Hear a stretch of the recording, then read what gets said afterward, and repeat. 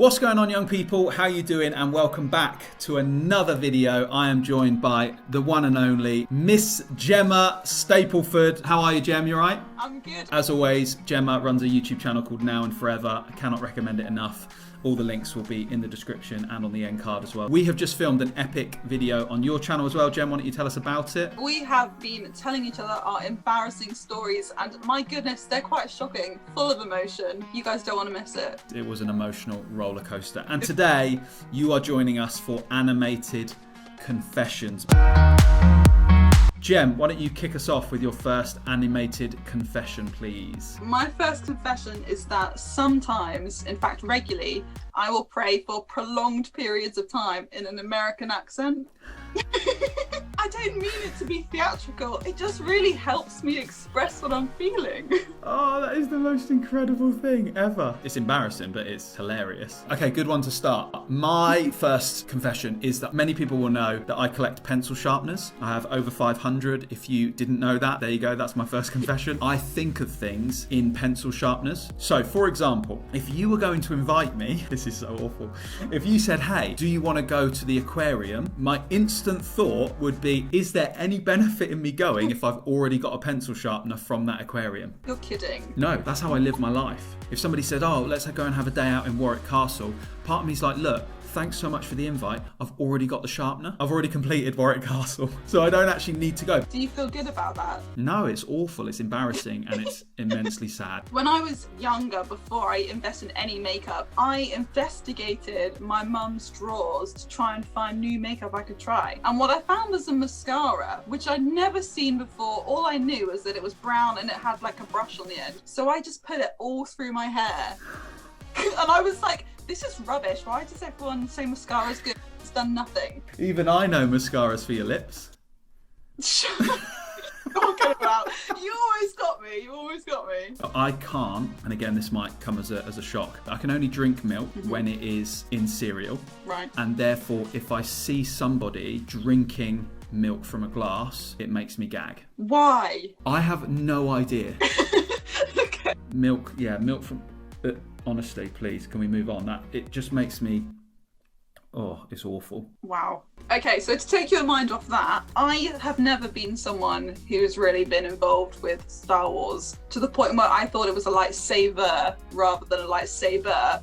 But worse than that, until about 2 years ago, I was convinced that Obi-Wan Kenobi was a footballer. Does that not just sound like a footballer to you? There is a footballer called John Obi Mikel. I mean, yeah, but I didn't know. You didn't know about him, so you just thought... I just decided. Now every time I want to say Obi-Wan Kenobi, I think of John Obi Mikel. You're welcome. John, if you're watching, subscribe, brother.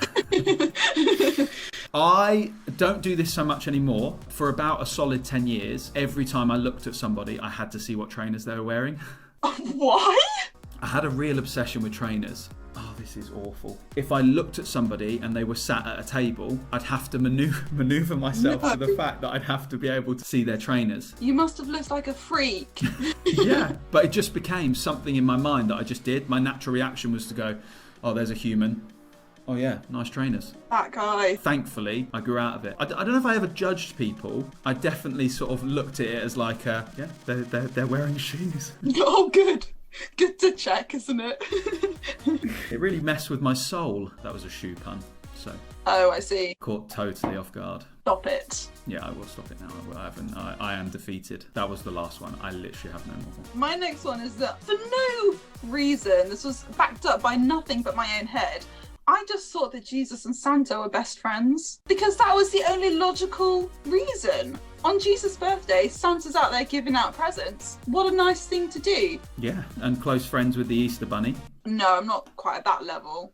My next one is linked onto that. Last year, I discovered for the first time that reindeers are actual creatures. Stop it. Obviously, Santa has reins, and I thought that a deer got promoted, like a horse becomes a unicorn, and that's a whole nother story. Yeah. Like I thought a deer got promoted into a reindeer because it was part of Santa's sleigh. I don't think I'll be alone in that as well. I think there'll be young people watching this, and this will blow their mind, and they'll be like, "Oh wow, I can't believe it."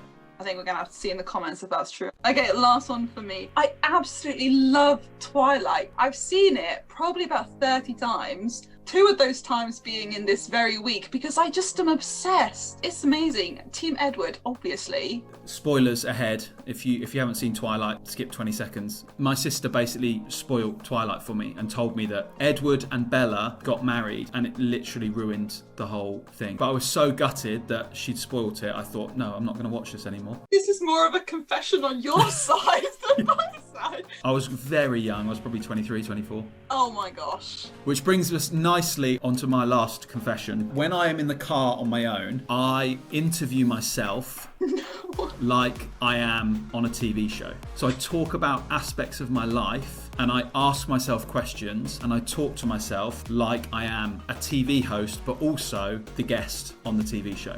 Is there a reason why you do this? So when I left school at 16, I was voted most likely to be a game show host. Right. Part of me is slightly disappointed that I never fully achieved that. Wow. There you have it.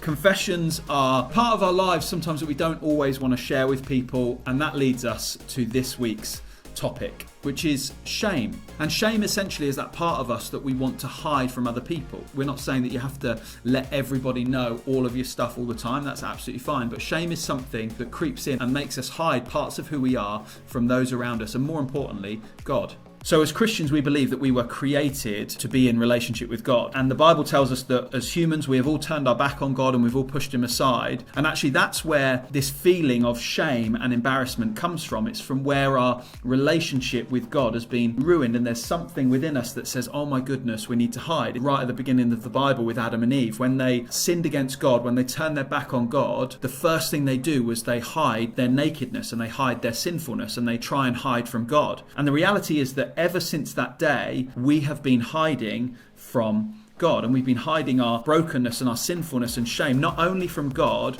but equally from each other. There are experiences and times where we share these stories, and there's some stories that me and Gemma will admit that we're too ashamed, even in this video, to share because it's part of who we are and it's part of our brokenness. Jesus comes to earth not only to save us from our sin, but restore us back to that relationship with God. So therefore, we don't have to live in shame any longer, and we can live in this thing called freedom. Jesus comes to earth, he lives a perfect life, he dies the death that we deserve as sinful, broken people, so that he can exchange our shame for this thing called freedom. But it means that actually we don't have to hide anymore because we know who Jesus is and what he says about us. And what he says is that we are children of God and we get to live shame-free in this life.